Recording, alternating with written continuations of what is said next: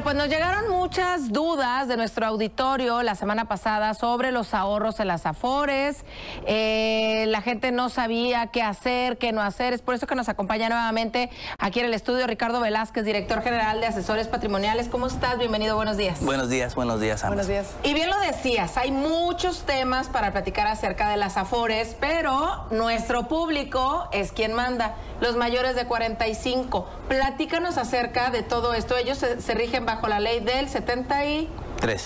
Sí, es correcto. Mira, la gente que cotizó antes de 1997 normalmente tienen 44, 45 años. Ellos tienen derecho a una pensión basada no en el ahorro, sino en una estrategia, ¿no? Básicamente contemplamos tiempo trabajado expresado en semanas y su salario al final de la vida laboral. Lo normal es que al final de su vida laboral, la mayoría de las personas, pues el salario tiende a cero o el mínimo. Y por eso es que el 80% de las pensiones equivalen al salario mínimo si es que tienes derecho. Entonces hay que hacer estrategias, ¿no? A ver, si no haces una estrategia hoy en día con lo que has ahorrado, tienes 45, pero ya cuando te vas a jubilar, ¿cuánto más o menos te estaría tocando? O sea, para entender la diferencia entre sin estrategia y con estrategia. Ok, recordar que te pensionas no con la Afore. La Afore es para la gente más joven de la ley 97. Finalmente se junta el dinero en la Afore, pero no te lo van a dar si te pensionas por la ley 73. La mayor parte de los recursos se los queda el IMSS para fondear tu pensión porque está constituido justo por las aportaciones correspondientes al seguro. Entonces, pues hay que sacar un promedio de tu salario al final de tu vida laboral y eso va a ser la base del cálculo. Entonces, la estrategia consiste justo en incrementar ese salario al final de la vida laboral. Si no tienes oportunidad de que una empresa te dé de alta con un salario pues alto, lo puedes hacer por cuenta propia, pero cuesta dinero, ¿no? Vamos a suponer que yo estoy ganando, no sé, 8,000 pesos mensuales. Con base en esos 8,000 pesos mensuales, ¿cuánto me estarían dando a mí en mi retiro? Seguramente el salario mínimo. Sí, seguramente el salario mínimo. Mira, el salario que mencionas, 8,000 pesos, es la base del cálculo, pero depende del número de semanas que hayas cotizado.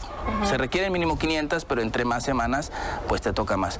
Con 8,000 pesos, la realidad es que te va a tocar el salario mínimo, que hoy está en 6,600 pesos, ¿no? Y que es importante mencionar.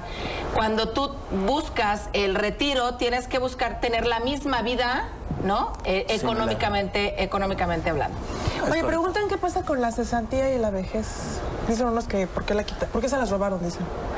Bueno, no les han robado. Existen dos tipos de pensiones. Una pensión se llama cesantía, cuando te pensionas a los 60 años. Puedes esperarte a los 65, obtienes una pensión de vejez que es más alta. No conviene, creo que siempre conviene pensionarte a los 60. Si bien te toca más a los 65, pues dejas de cobrar esos 5 años. Importante es recalcar que para este ejemplo de 8,000, así ganaras 20 o 30, tu pensión puede ser el mínimo si tienes muy poquitas semanas. Entonces, cotizar a lo largo de tu vida laboral es importante. Aunque te hayas independizado, aunque tengas tu negocio propio, lo importante es seguir cotizando al IMSS porque esa suma de semanas te va a dar una ventaja al momento de pensionarte. Dice AJ Rojo, yo coticé 46 semanas en 1977. Por lógica debería de estar en la ley 73.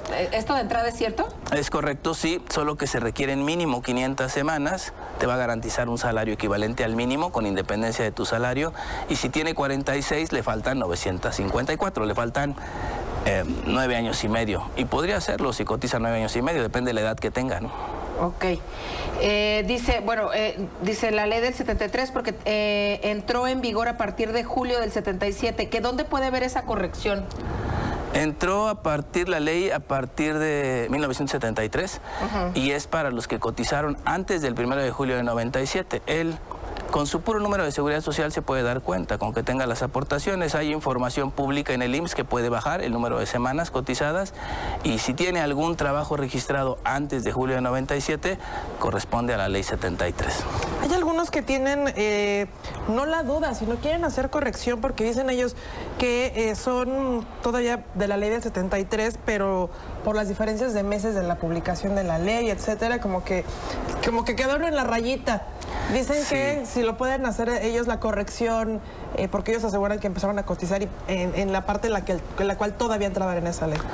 Sí, mira, si tú trabajaste en un empleo y cobraste antes del 1 de julio de 97, perteneces a la ley 73. Mucha gente tiene un número correspondiente a años anteriores de 97, pero es un seguro facultativo que dan normalmente las universidades o incluso las preparatorias, pero no tienes cotizaciones, no hay aportaciones, no tuviste un sueldo y no perteneces a esa ley. Entonces, con independencia de la edad, si no cotizaste antes de julio de 97, no tienes derecho a la ley 73 y el sistema es totalmente diferente. A través de la Afore tendrás que hacer un ahorro. Ahora, nos decías, hay que hacer estrategias para la gente que está cotizando con la ley del 73 para que tenga una mejor pensión ya cuando se jubile. ¿Cuáles son estas estrategias? Bueno, hay muchas cosas. La gente que se está jubilando en estos momentos normalmente pues nació en los 50, 60, empezó a cotizar en el 70, 80, 9 equipos de cómputos. Hay que checar que tengan todas las semanas contabilizadas, eso es importante, que lo revisen hoy, no hasta que tengan 60 años. Claro. Hay que checar también que no tengan homonimia o duplicidad, porque era normal que muchas personas compartieran el mismo número. La clave era el RFC, ni siquiera había homoclave, se entró en 94. Y entre otras cosas, y aparte, pues hay que seguir cotizando. La suma de semanas es importante. Si bien 500 es el mínimo, con 500 te toca una pensión muy pequeña. Hay que tener más semanas cotizadas. Hay unos que también nos están preguntando, ya hemos tocado este tema, pero sí me parece bien importante mencionarlo otra vez. Hay quienes retiraron en esta temporada de emergencia de sus fondos de retiro, de sus afores, de su fondo para el retiro básicamente, y están preguntando ellos cómo pueden checar las semanas y cómo pueden recuperar las semanas que perdieron con el dinero que quitaron. Claro, es importante aclararlo. Cuando eres de la ley 97, los jóvenes, pues no hay tanta afectación de que tomes el recurso. Pero sí, los que son de la ley anterior les más semanas. Si quedamos que las semanas son importantes, entre más mejor. Pedir ayuda de desempleo, pues no está mal si requieres el recurso, pero hay que reponerlo porque eso puede hacer que tu pensión baje 10, 20 o hasta 30%. Entonces, el mecanismo para reingresarlo es acudir a la Afore y básicamente regresas el mismo recurso que te prestaron más los intereses que dejó durante el periodo. Eso es importante hacerlo antes de pensionarte, o incluso hay que evaluar qué tan conveniente es regresarlo, depende de cuánto vaya a subir tu Afore. Es importante que se asesoren. Ricardo, muchísimas gracias por haber estado con nosotros. De verdad, temas muy, muy importantes. Y síganos mandando sus dudas, qué temas les importan en este tema de el Afore, que son, bueno, un sinfín. Pero por lo pronto, gracias por haber estado con nosotros. Gracias a ustedes nuevamente. Que tengan gracias, hasta luego.